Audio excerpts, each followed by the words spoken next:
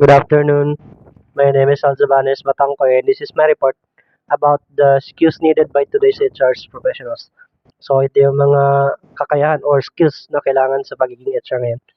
So a higher degree of professionalism is a demand of a new HR practitioners. This includes the following. Number one is a higher degree of knowledge on management practices and processes. You would need this to collaborate with other line managers. So maliwanag naman. Sabi, kinakailangan yung HR may mataas na kaalaman patungkol sa pagma-manage at saka sa pagpoproseso. So kakailangan niya ito para sa pakikipagtulungan sa ibang line manager. Number two, the HR practitioner is a service provider to other line managers and he must possess a high degree of human and public relations. So kinakailangan siya ay high degree of public relations, no? So marunong siya makibagay o makitungo sa ibang tao. Number three is a great knowledge of human psychology and social relations. So marunong siya makibagay. It's a great asset of effective coordination. So great asset to ito ng effective coordinations. Number four, he is a consultant on labor relations. A working knowledge of labor laws and regulation is a great advantage. Number five, there is a management practitioner. Thorough knowledge of management and its relation to effective organization is a must for HR. So, yung mga kaalaman sa kakayahan ng mga HR, sa madaling salita, yung kaalaman at saka kakayahan ng isang manager, dapat alamin din ng isang HR manager. To plan a strategic approaches to problem and their solutions. So, para makapagplano sila ng strategy at saka makaisip sila ng solusyon sa kanilang problema. Number six is community relations officer. The HR manager develop great linkage with government and its other stakeholders. He has to coordinate with schools and other agencies for their manpower pooling and their services. Rewards and benefits for the personal managers. So ito naman yung mga rewards and benefits ng isang personal manager. The personal of human resource manager's job is a demanding and it is a stressful job. However, it is a financially rewarding and stable. Big companies offers the competitive salaries and attractive benefits or what we call the perks of the jobs. Aside from usual benefits enjoyed by most employees, which are mandated by the labor laws, such as SSS Pag-ibig, PhilHealth, and 13-month pay. Ito naman yung bukod sa mga nabanggit na benefits na yun, ang HR meron pa palang matatanggap bukod dun. Ang benefits being offered to a personal manager are the following. So, ito yung pwedeng i-offer sa kanila.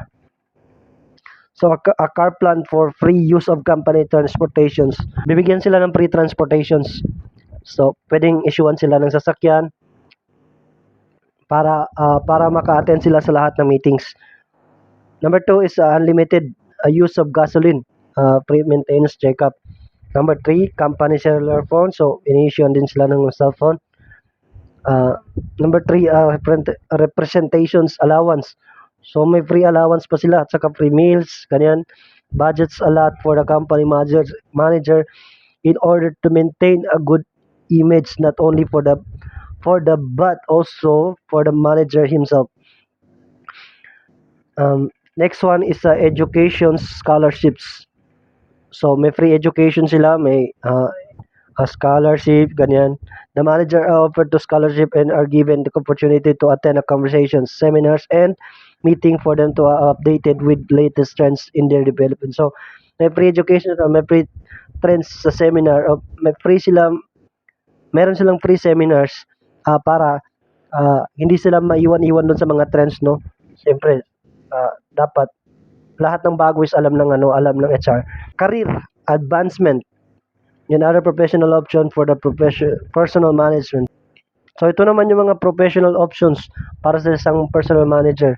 The personal manager known as the jack of all trades has opportunity for other careers options in such as the following.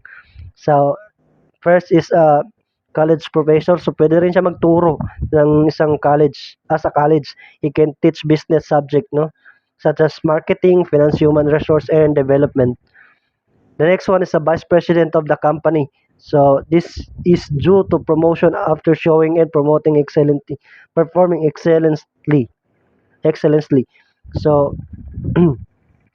pwede siya maging vice president depende sa pagka-promote o ito yung pagpo-promote base sa kanyang pagkatapos niya mapakita ng um, excellence performance.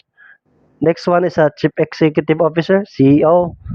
Papareho lang sa sa vice president based on promotions, and politicians. So HR pwede rin pa maging politicians, then entrepreneur, and then businessman. In addition to all this, being in this field would definitely open a lot of doors for this kind of a job. Aside from all the financial and materials gains one may have, is a career indeed for those people who love people and have soft spots in taking care of their subordinates.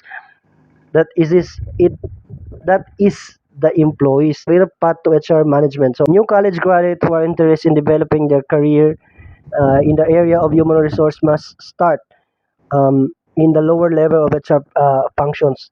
They need exposure in the different fields or areas of specialized HR functions.